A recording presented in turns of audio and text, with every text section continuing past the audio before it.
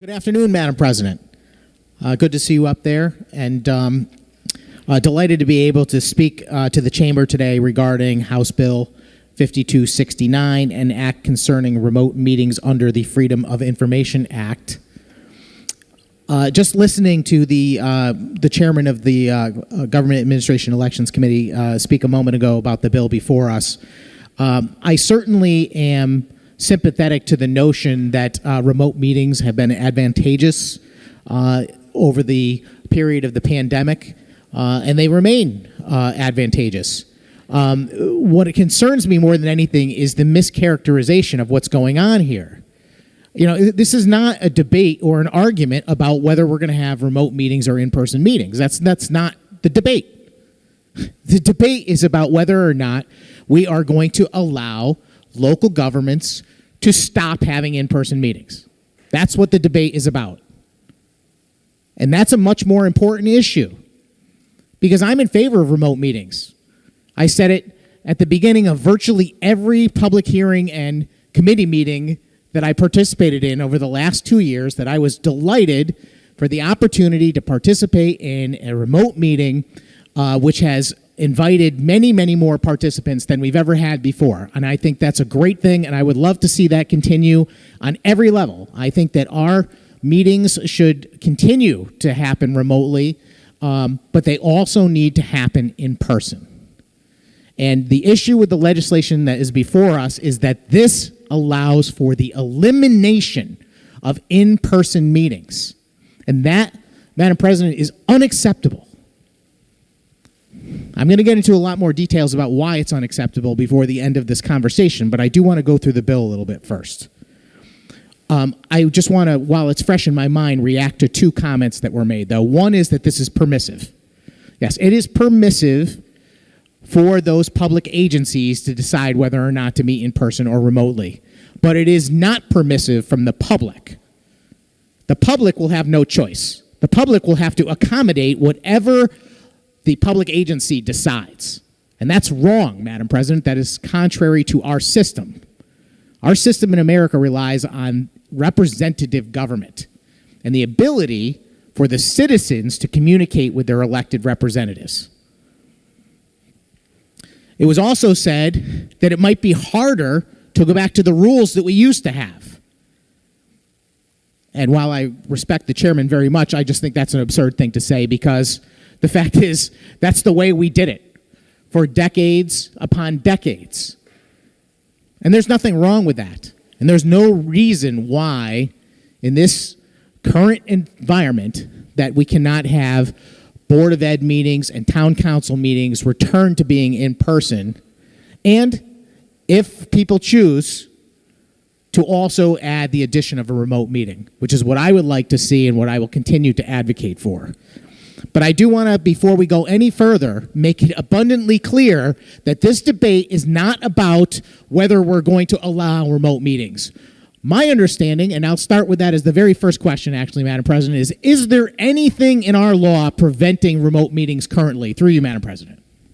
Senator Flexer. Through you, Madam President, the debate both in the GAE committee and in the Planning and Development Committee, I believe we received testimony from numerous groups representing municipalities and other public entities saying that if we did not move forward with an extension of last year's legislation, i.e. the bill before us, that remote public meetings would be challenging to continue. Senator Sampson. Thank you, Madam President. I appreciate that comment, but that's not an answer to my question. The question is very simply, is there anything in our current law prohibiting the addition of a remote meeting for a Board of Ed or a town council, for example? Through you, Madam President. Senator Flexer. Through you, Madam President. Madam President, right now, next week, so when the existing legislation that expires on April 30th concludes, if we were not to act on the legislation before us today or something similar, next week we would revert back to the previous law, which would allow for members of the public body to participate remotely via telephone only. So existing FOI law allows for remote participation via telephone, but it does not allow for Zoom and the other platforms that we've certainly become accustomed to over the last 2 years. Senator Sampson. Thank you, Madam President. I'm wondering if the gentlelady can point to me to the statute that says that we could not have a remote meeting in addition to an in-person meeting. Senator Flexer. Through you, Madam President, I can certainly find the specific reference in the statute if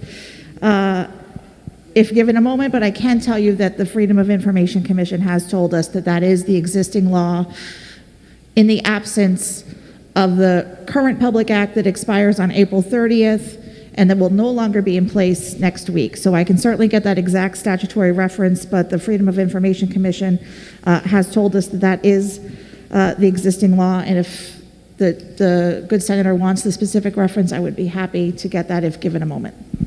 Senator Sampson. Thank you, Madam President. I would like to hear that because it's news to me.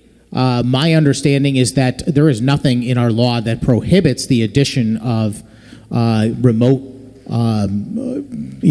appearances or production or sharing of an in-person meeting with the public. And if that's the case, then I'm wondering why on earth we would feel appropriate to write a bill that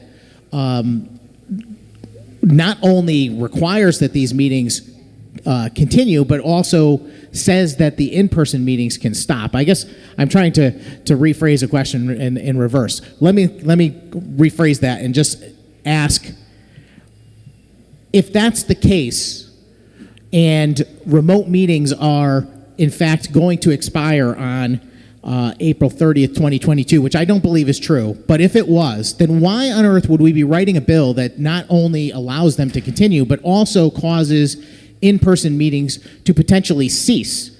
One thing seems to have nothing to do with the other. Through you, Madam President. Senator Flexer. Through you, Madam President, could the good senator rephrase the question? I was trying to understand the totality of the question, but I'm not certain that I did. Do you want to try that again, Senator Sampson? Thank you, Madam President, and gladly. There's two separate things going on in this bill. If I'm to take the gentlelady's word that we need to have this legislation in order to continue to have remote meetings, then okay. That is not my understanding of the current law, but if that's the case, then okay. Then we need a bill that allows remote meetings to continue.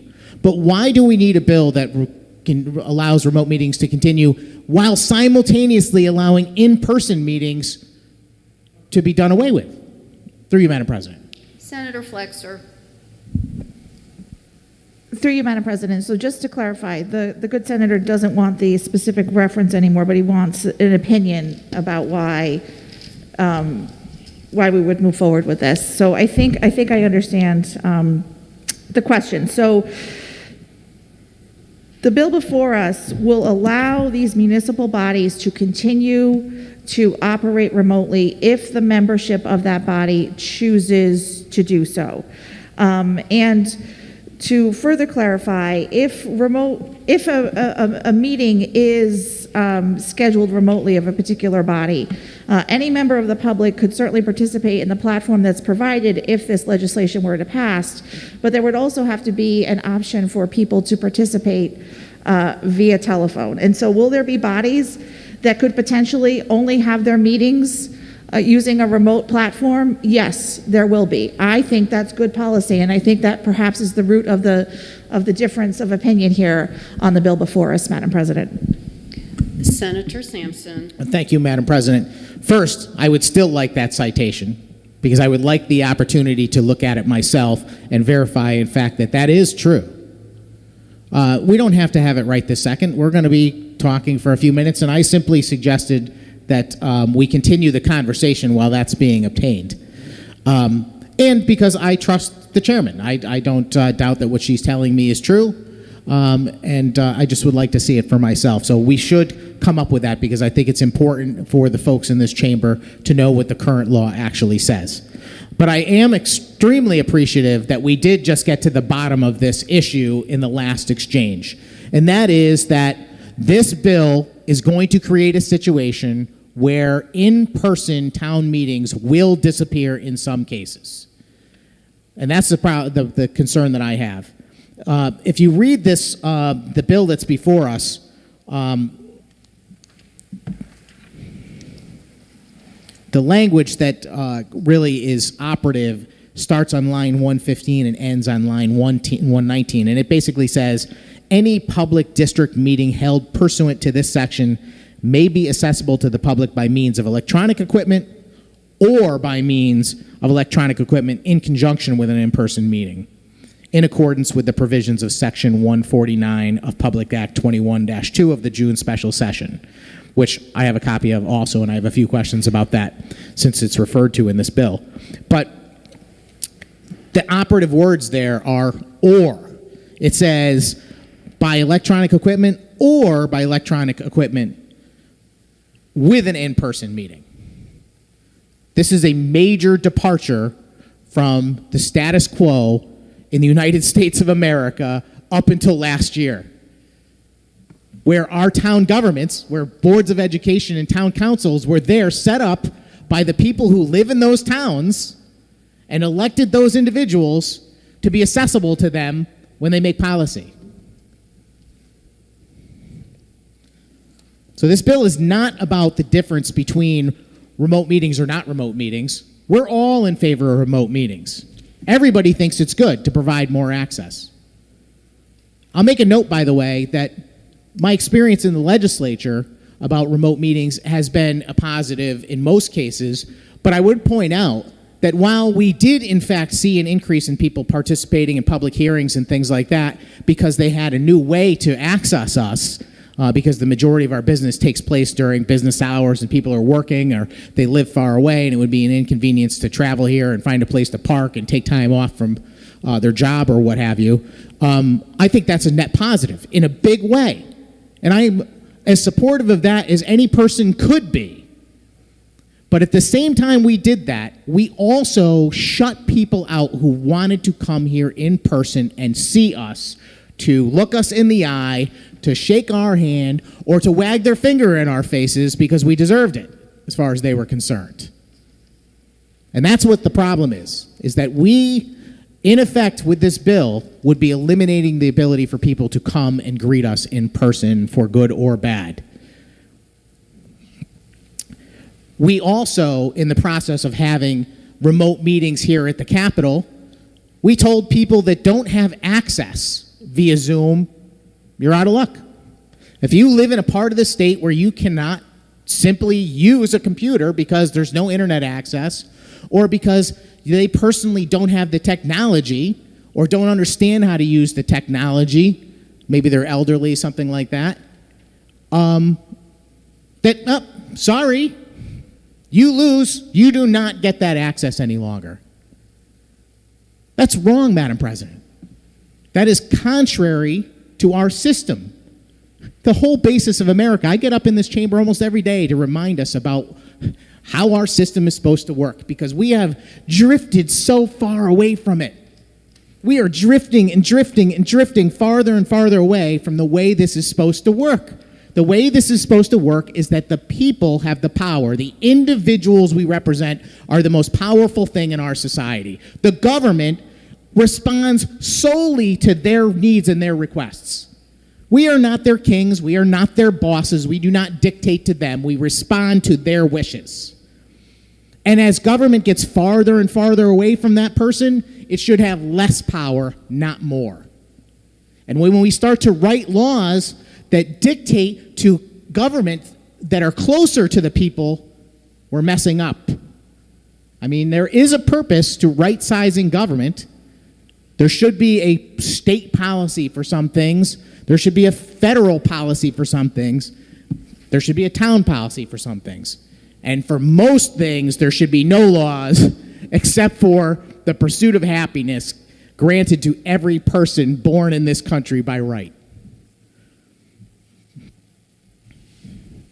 If you look at Section 149, which is the reference made in the bill, and Section 149 of Senate Bill 1202, which became Public Act 21-2, which was passed in response to the pandemic, it says, again, a public agency may hold public meeting by electronic equipment or by means of electronic equipment in conjunction. And that's what you might not see in the language of the bill that's before us, but is what's so critical to understand what is happening here. I just want to touch on that section. I hope that the chairman has access to that section because we are adopting that as our policy in this bill. And there are a few things I want to ask about. I don't have any line numbers, unfortunately, but this would be in Section B of Section 149. And it says that any public agency that conducts a meeting solely by means of electronic equipment shall, and it lists a few different things. And one of them, it says, provide the same opportunities to provide comment or testimony. And I'm just curious, Madam President, how on earth it could be the same. Because I don't believe someone being able to come and stand up at a Board of Ed meeting and talk directly to the Board of Ed members is the same thing as being on a Zoom meeting. And I'd just like to hear a response about how that is the same, through you, Madam President. Senator Flexer.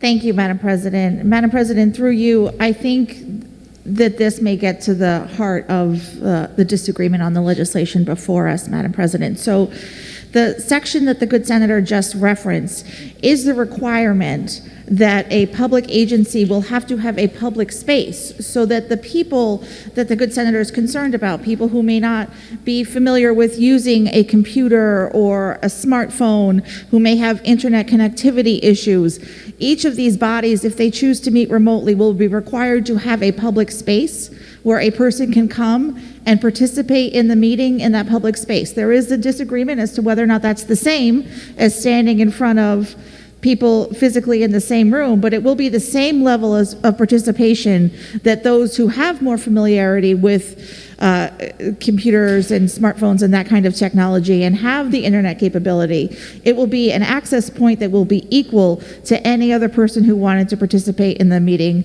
that is being held remotely. Senator Sampson. Thank you, Madam President. I appreciate that answer. I respectfully disagree that it's not even close to the same. And I'll give a couple of examples. But first and foremost, I would ask the question to anyone listening, which is that if we're going to require the municipality to set aside a space for people to come to participate in a meeting, then why not just have the meeting in person? It doesn't even make any sense. And it's not the same. Anyone who has ever appeared on a public hearing knows that there are people that you can't hear, there's signals dropping, there's a bunch of conversation back and forth about, sir, you have to show your face on the screen. There's a bunch of things that are different about it.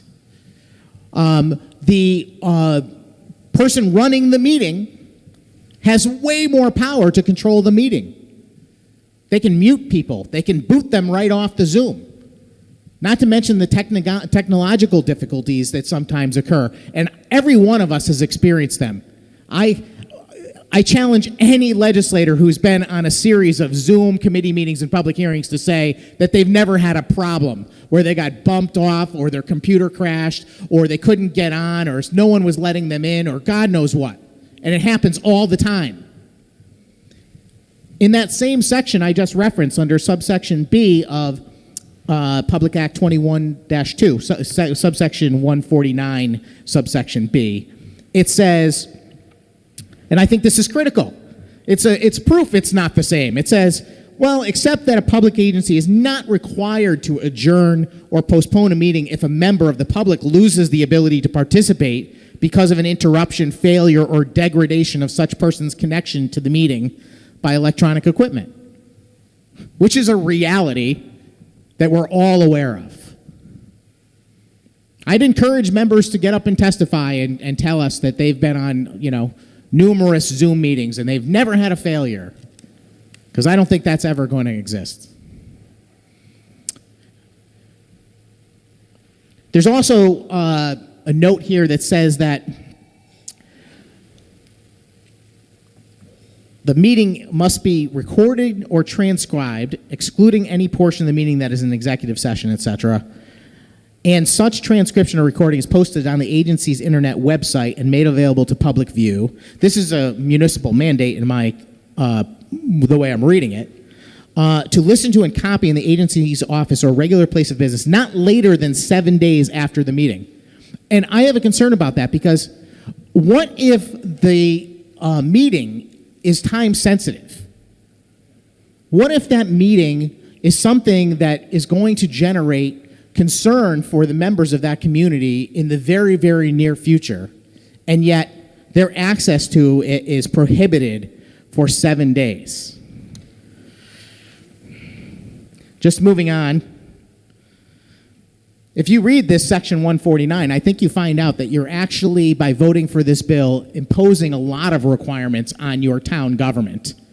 You might be relieving them of the fact that they have to have an in-person Board of Ed meeting, but at the same time, you were requiring them to do a whole bunch of other things, including notice requirements and maintaining digital records, and providing instructions to the public in a timely manner, and so on.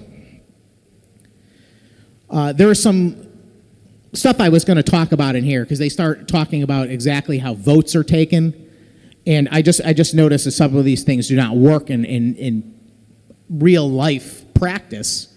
All votes taken at one of these electronic meetings shall be taken by roll, unless the vote is unanimous. But I don't know how you would know that unless you take the vote by roll. There are plenty of voice votes that take place in this chamber, the House, and in committee, and I can promise you they're not unanimous.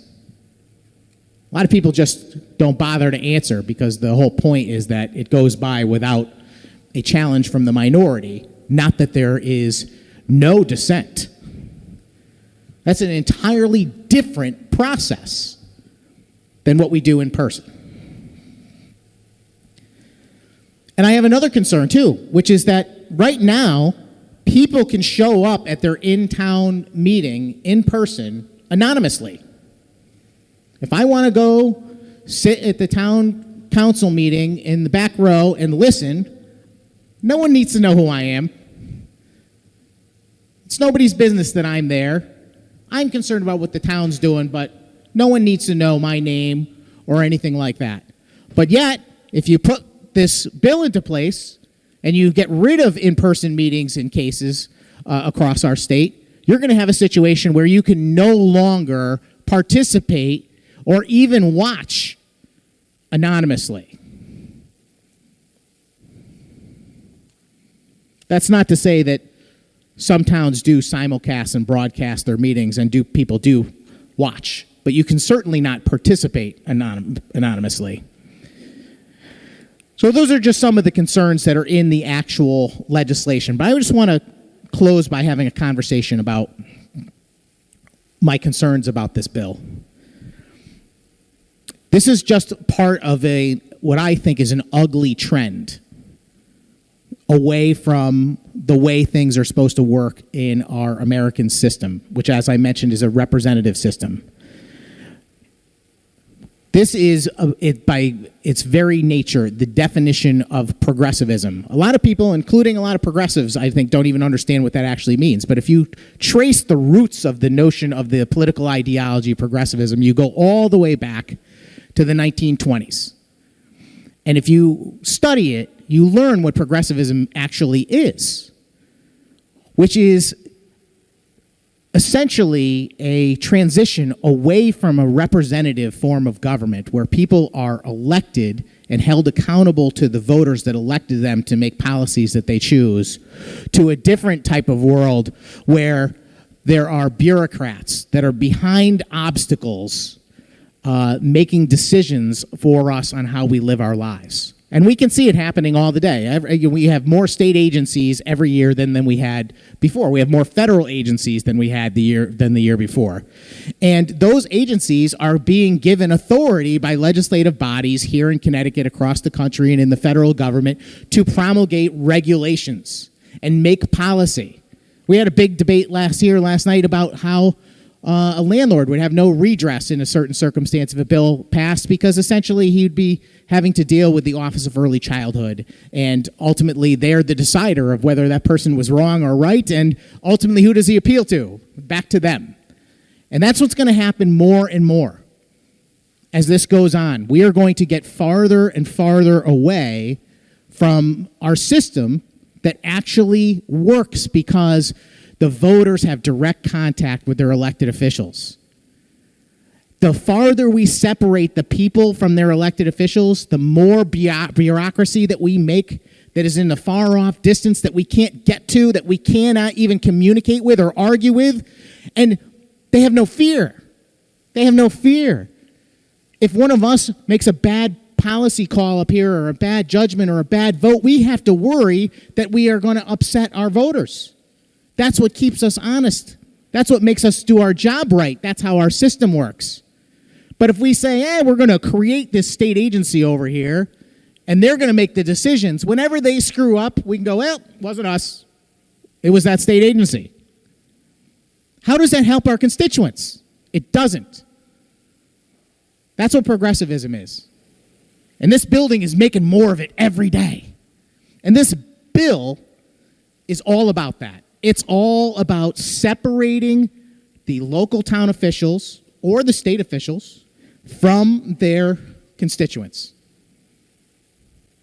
And if you think that's a good idea, vote for this bill. Vote for this bill if you think it's a good idea to separate yourselves and your town officials from the people that elected them. In effect, you're also silencing them, but when you're separating them. Anyone who's ever seen an angry mom at a Board of Ed meeting knows what I'm talking about. In the remote world, mute. I don't like what this person's saying, mute. That's unacceptable. An in-person meeting, not so easy to mute someone. And certainly not easy to mute someone who is not out of line.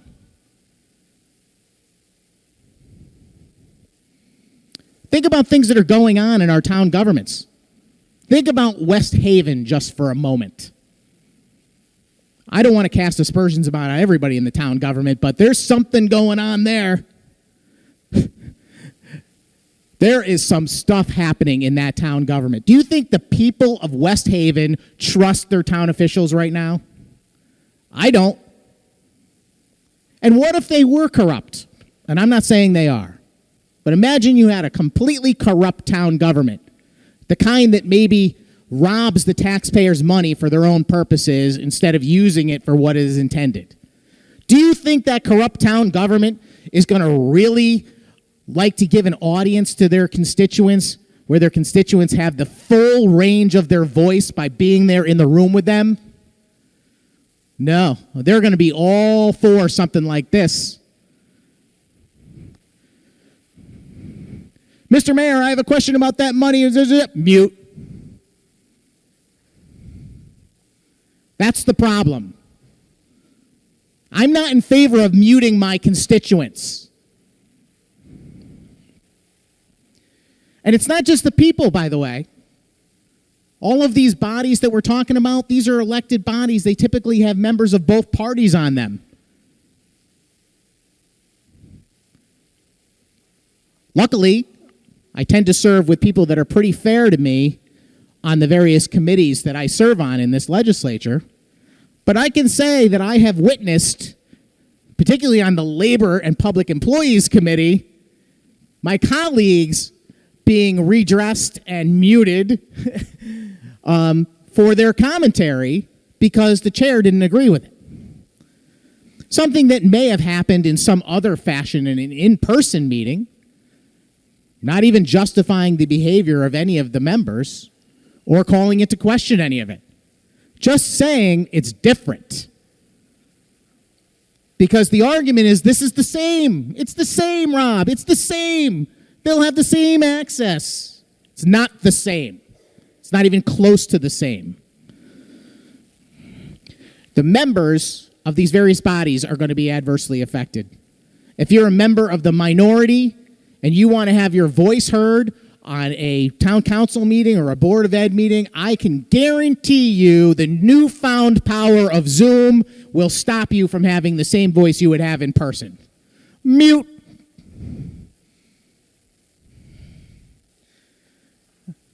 That's all I really got to say today, Madam President. I think I've covered it. This is not the same.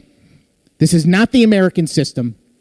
And I don't want to mute my constituents. If you want to mute your constituents, if you think that it's okay to keep them away from their elected officials so that their elected officials are in a different place far away where they cannot be reached, and the constituents don't have the right to stand in the same room with them, then you vote for this bill.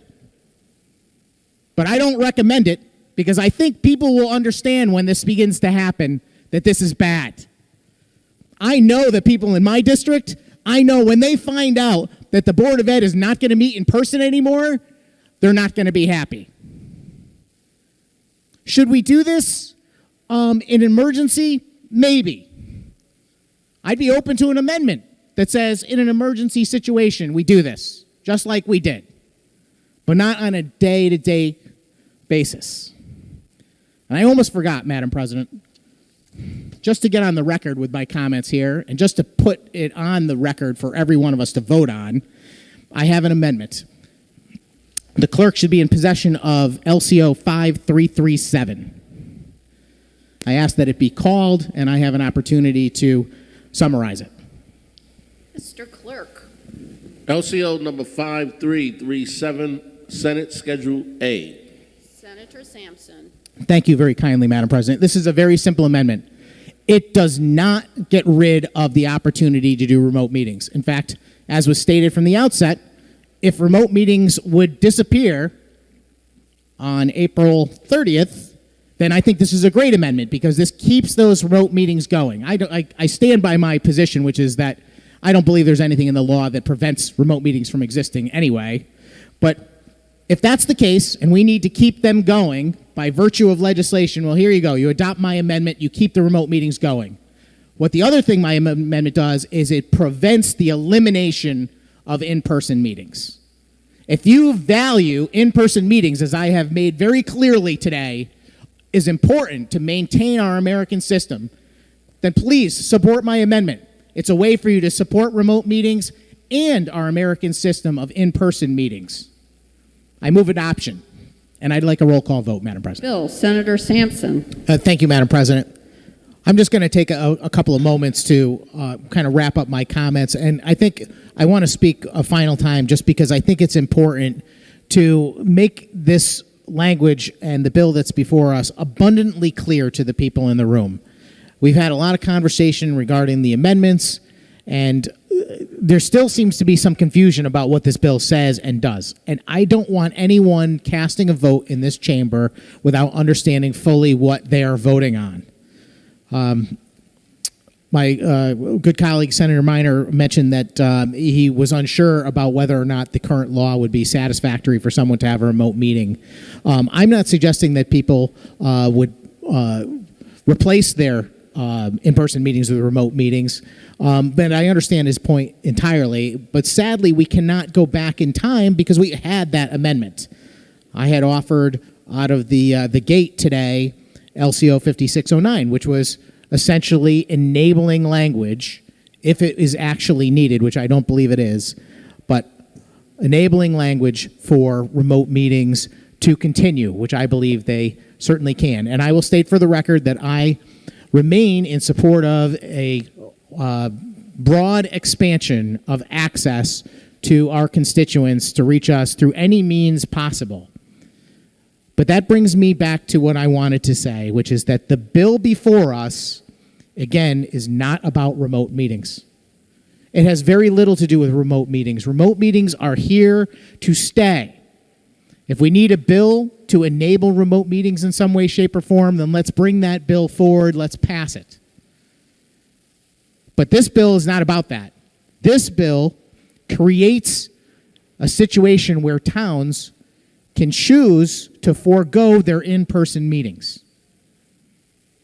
And I hope that the people that speak after me stay on that subject, because I will not have this debate continue about some people want remote meetings and other ones don't. We all want remote meetings. Every one of us wants the ability for our constituents to be able to access their elected officials remotely. But we also believe it's extremely important, some of us, that people be able to reach their elected officials in person.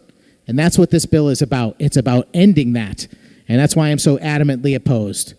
It is contrary to our American system, which relies on people's ability to communicate with their representatives who work for them. Let's get back to that, Madam President. Let's stop this legislation today unless we can come up with an amendment that preserves in-person meetings. Thank you, Madam President. Thank you, Senator. Will you remark further, Senator Kissel?